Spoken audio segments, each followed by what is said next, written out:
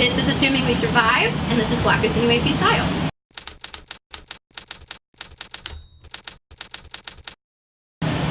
So we kind of started already, so tattoo story. Okay, tattoo story. I have a horrible tattoo on my leg. You can kind of see, but I'm not going to show all the kids at home. I let my friend in my drinking glory days. I let my friend. He like made me a bet, like, hey, I'll go home and get my tattoo like machine, not gun. I know what's up. And if so, like, will you let me tattoo you? And I knew he lived an hour away, so I was like, yeah, dude. I was all drunk, and sure enough, 2 hours later, he came back with his machine.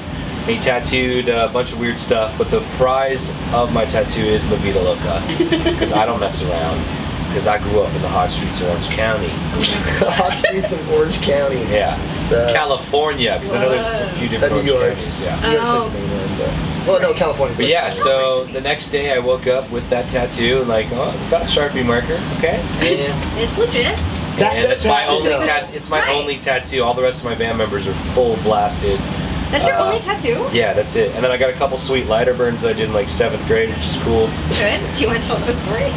I took a lighter and I heated it up till it melted my flesh, and now it's there forever. You can still kind of see it. Oh yeah, I do see that. All right, that's a So story. that's my tattoo story. I got my first drunk tattoo that I don't remember getting in Vegas. It was so we did the I Prevail tour, and we were playing in Vegas, and me and my buddy Dallas decided it was a good idea to go to Taco Bell Cantina at like 6 in the morning, get a bunch of crunchy tacos and a yard of margarita, and he was like, dude, you won't get tattooed right now. Probably in my state of mind at that point was probably like, fuck yeah, I will. Just like a challenge. And I ended up with a taco tattoo at 6 a.m. That's badass. Yeah. That's At least it's a good looking tattoo. It's Yeah. it's not No, like it's you not get poorly done. that looks like a taco. you don't have to worry about if you go to prison with that tattoo. Oh yeah, be like if I "Órale, show, Holmes, you Yeah. part of the taco gang." Yeah. Be like, fuck yeah, Look at him, does like, anybody love "Órale." tacos? I mean, like everyone loves tacos. Sorry, I don't want to do like too much of a gangster character. Well, I'm Dominican, You so I gotta. did kind of Yeah. you can't. But I'm gonna have to cut that tattoo off if I ever. Don't go to jail. Or I'm gonna have to be like blood in, blood out, and pretend that I was raised in a Latino gang.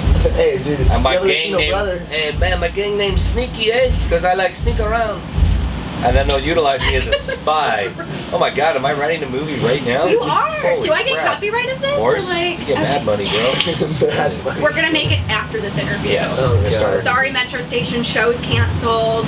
We're making a movie. Yeah, we gotta film it in starts this tonight. venue. That means we have to kill someone legitimately tonight. Ah, not again.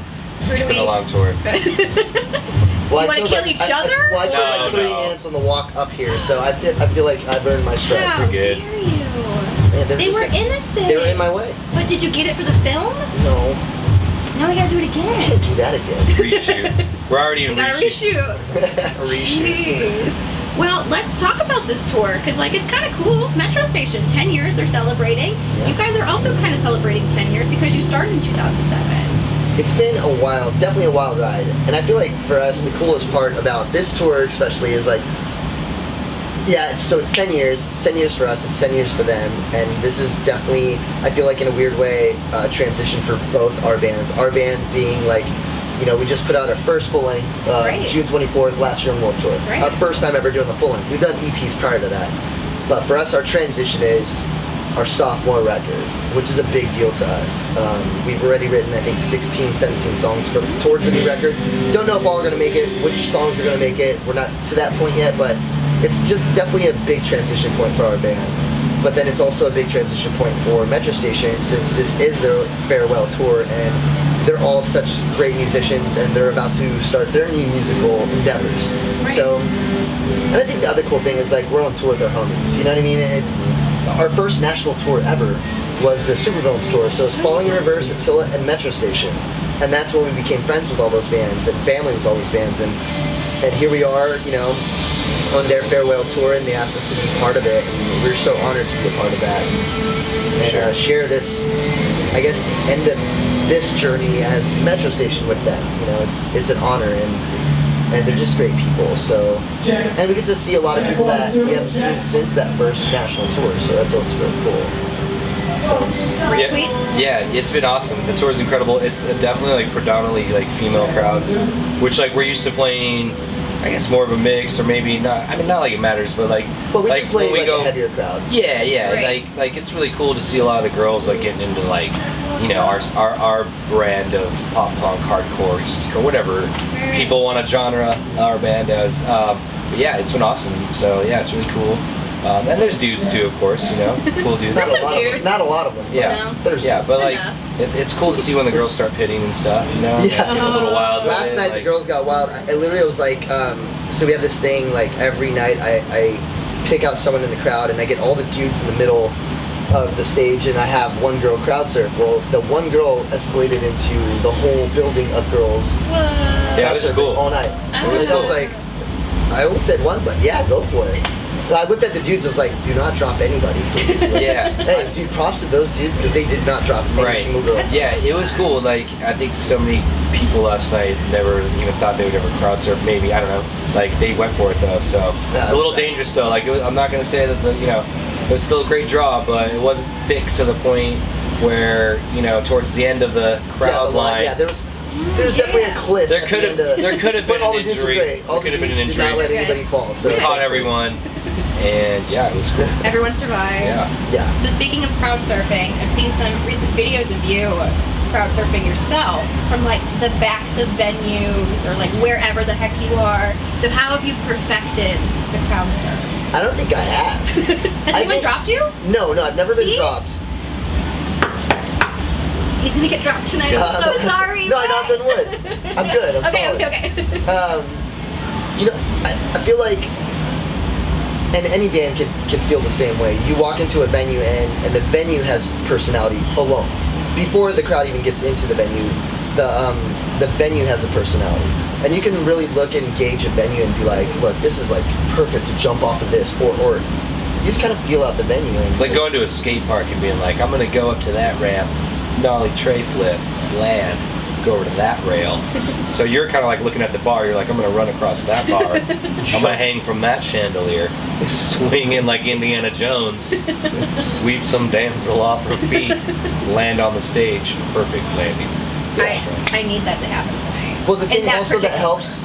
Oh, well then, Gina, you're gonna crowd surf tonight. No, I'm not. No. Gina's Pinky? crowd surfing. It's Give me already been pinky. official. Nope. Yes. Give it. It's not happening. It's happening. It's not happening. She says it's not happening, and she denied my pinky, but I guarantee you. By the tonight, time you there's see gonna this be interview, footage Gina tonight. will be Watch. very happy. She's gonna crowd Or surf. not. You're just gonna see Gina smile and just one leg up, like Oh woo! my God. It's not happening. But like, But yeah. I also weigh like nothing, so it's like, it's different. Like, I love Post Malone so bad, but like, did you see him like jumping?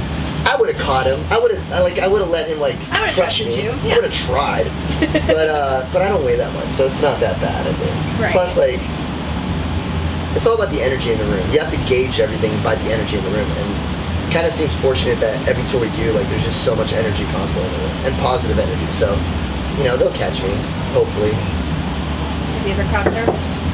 Yeah. Yeah, I did. Stories? We played this place years ago called Mission Tobacco Lounge in Riverside.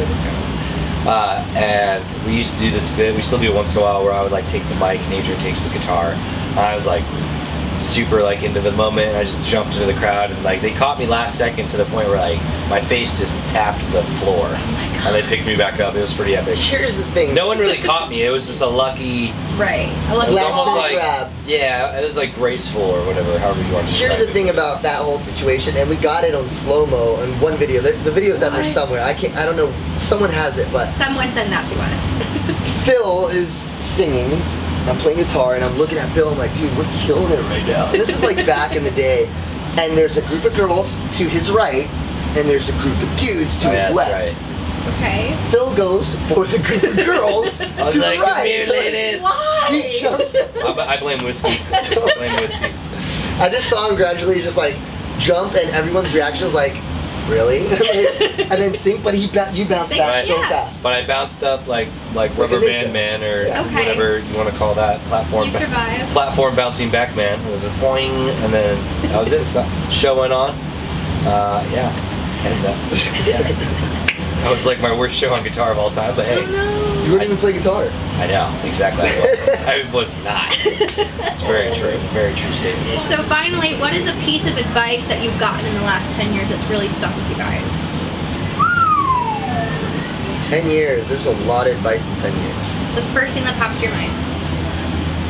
I feel like for me, I've always been a positive person. I've dealt with a lot growing up, and a lot it's like, you know, I feel like as people we can give the best advice. Sometimes it's hard for us to take our own advice. I feel like recently a very close friend was just swallow your pride, and whether you're a fuck up or not, whether you're trying to be the best person, no one's perfect. Just try to be better than who you are. Like, no matter, I mean, even there's no such thing as a perfect person, you know, but just always try to be better every day. And you could claim that you're like just a great person, but there's always room for improvement. I think was like the best advice I've gotten in like the last 10 years, and that was kind of recent, so. I like that, yeah. Agree? Yeah, or so mine would be like success requires like persistence. I know it's cliche, but like, you know, just don't give up pretty much. So yeah, just keep trying. But that's true. Keep working hard. No matter what you do in life, it doesn't matter if you want to interview bands, if you want to be in a band, if you want to be a lawyer, if you want to be a doctor. Life isn't easy. It's just, I think, yeah, or more like the advice is like, don't get discouraged if you're not like blow up overnight or whatever you're trying to do, because like sometimes it happens, sometimes it doesn't, regardless if you want something bad. Sometimes you got to work for 10 years and exactly. Outlier rule. I mean, you know, have you ever read the book Outliers? Yeah. 10,000 hour rule. If you want to become like a pediatric cardiologist and work on babies' hearts, you're not going to just do that in 2 Overnight. years, No. maybe, unless you're like Doogie Howser, MD, green genius. But yeah, just give up. keep trying. Yeah, who cares? Don't let anybody stop you. Awesome. Well, thank you guys so much for sitting down and Thank chatting you for with having me. us. Thanks for having us. And by the way, I didn't even know this green room existed. Props, girl. Told you. Knuckles. Told you. Catch you guys next time. Bye.